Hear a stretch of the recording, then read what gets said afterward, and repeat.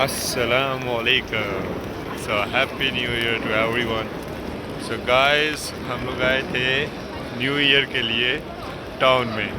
सो बारिश ने सत्यानाश कर दिया सारा टाउन का, सारे न्यू ईयर का.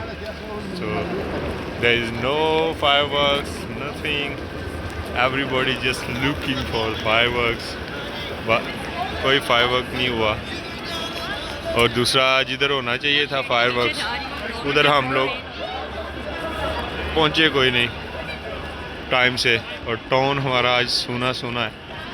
न्यू ईयर के मौके पर भी बिल्कुल शांत. सिर्फ उबर और ट्राम और ये चंद सारे लोग फिर रहे हैं बस. Happy new year to everybody. खुश रहे, आबाद रहे.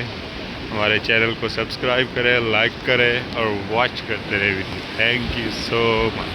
Happy new year. So this is Manchester town centre. So everybody just looking for fireworks, but there is no fireworks because of rain. So we just found this shade because it's a heavy rain out there.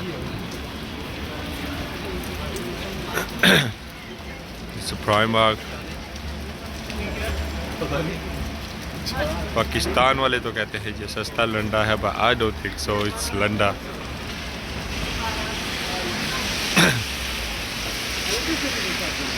Life में first time town इतना शांत देखा है मैंने, because new year है और इधर पाँव रखने की जगह नहीं होती.